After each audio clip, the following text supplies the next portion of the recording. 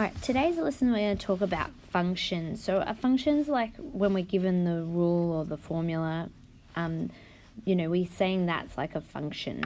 So today a function is a relation where each x value has its unique or only one y value. So if you have a look, if you look here, and the way you test for if you have a function is you can do a vertical line test. So if I do a vertical line test, for example, so you get your pen and you draw a vertical line down the graph or the set of axes, and if it only crosses once, you can see it only crosses once, we say that is a function. Okay, so if you have a look, if we do a vertical line test over here on this circle on the right there, if I do a vertical line, you can see it's crossed twice. So because it's crossed twice, that makes it not a function. So a function, so it'll have its own every y value for every x. So if you have a look here, we can see, like, say this x, it has its y value, and this x has its y value, and so on. Okay, so when we use function notation, so remember notation just means like symbols that we use. A function is denoted with a little letter like F or G or H. So we've seen that a lot. We've seen like f of x. So there's a function. And we know that y is called the image. So y is known as the image of x under the f, or the value of f at x. And x is known as the pre-image of y. Since the y value obtained is a function of the x value, we use the notation f of x in place of y. So no longer will we see this, the y equals. We'll say f of x, meaning the function, or the rule for this situation is 2x plus 1. So if they ask you to find f of 2, all that means is that you're letting x equal 2 and you're popping in the formula. So we've done that there, and we've found that x equals 5. Okay, so if we go on to do these examples, so if the function f of x is equal to 2x minus 4, and it says find f of t, that's fine. All you have to do is every time you see x, you'll put t. And so there you go, there's the function of t. Now, for what values of x is f of x greater than or equal to x? If f of x is equal to 2x minus 4. Okay, so all we have to do is, obviously they've said when is f of x greater than x? So you put in what f of x is. Well, for me, f of x is 2x minus 4. When is that greater than x? And we just solve it like a normal inequation here. So I'm going to bring the x's onto one side. So this x is plusing there, so it'll minus. And I've moved the 4 onto the other side, which makes it plus 4. And so therefore I've got 1x is greater than 4. So for what values of x is f of x greater than x? Well, when x is greater than 4, that'd be your answer. So rewrite the following using x mapped onto y notation. So all that means is, and so they want you to change this one to be your function formula. So instead of having the y equals, we'll change it to f of x, but we have not been given any domain or range here. So we're just going to say that it's all real numbers. And the way we say that is like that. And then we're going to write the function. So we'll change y to f of x plus 2.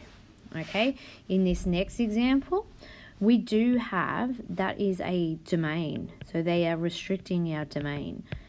So it's not all numbers. It's only when x is, we're going to follow this formula between -1 and up to up to +2 included. So that little equal sign here means included. So if I was going to write this thing in set notation, so here, so we've got, we say the function's going to deal with, we put the domain here at the start, and we can use our square brackets. I'm going to use them. So, all right, -1 up and 2. I've used square because it's including, and we say mapped onto the real field. So that's, you don't need to worry about that too much, but that's what we do. And then you write the function out equals 5x plus 6. So you see here, so from now on when you see this in here, you're going to know that's your domain. They're restricting your domain for the rule. Alright, now we can use our calculator. We can use our calculator to define a function. So you press the menu key and then you go for one actions and define, and you end up with this define. So the question was using your calculator to define this function. So I type in the f of x, bracket x equals 2x minus 4, and I'll press enter, and you should see the word done. Okay, once you've done that, the calculator now knows that every time that f, you're talking about this formula. So when it asks me to solve f of 2, all you have to do is type f bracket 2, and you click enter, and you'll see you get 0. Now, if we did that manually, so f, okay, so f of 2 would equal 2 times 2 minus 4. So we can see that would be 4 minus 4, which equals 0. So we get the same answer up here. So if you type in f of t, it rewrites the formula. This is like the example before. And then if we wanted to know when is the function greater than or equal to x, we can even pop that in there. So we've put the solve. So remember, you get that from menu 3.1, so it's under algebra, and then you just type exactly what you saw. So you write f of x is greater than and equal to, so you get the greater and equal to from here, pressing control and equals, and then comma x, and we get the answer there. Okay, so here's another one. So if I got this example up here where I had the function, and here's the restricted domain.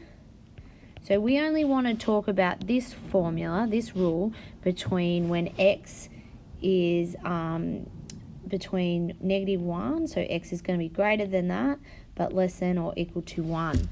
So that's the domain. So when we go to define that in the calculator, so once again you get defined by menu, actions, and define. And then we type out our formula. Now here, we want to get that symbol. So we write out the formula. Now we want this symbol. Sorry, I'll just show you where that is. Okay, you get that line by pressing, control and equals. And if you have a look at the here, you can see that little line. So that puts that little line, and then you just type in your restricted domain, or what they're telling you the domain is. But you can use this symbol. So instead of using square brackets, we'll use that, like that up there. Okay, so and then you press done, and then you can answer any question that they want. All right. Moving on to, so we've already sort of started talking about this, but restrictions of a function. So what can happen is you could have a formula for your, a rule for your function. So here you can see x squared is the rule. But then you can, when you have a different domain, or you put a restriction on the domain, that means you've essentially got a different function. So for this first one, we're saying the function is x squared. So here's our parabola. And we're saying that the domain can be all real numbers, or the x can be all real numbers. So it could be any number. X can be any number. Okay, if we look, this is a new function. We're calling it g of x, so little case, x squared. But this time we're saying, but this formula is only between when x is -1 to 1. So that is a restricted domain there.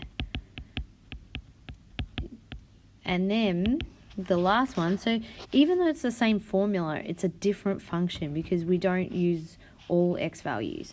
And then the last one, it's only, we've given it a different letter, so h, it's the function.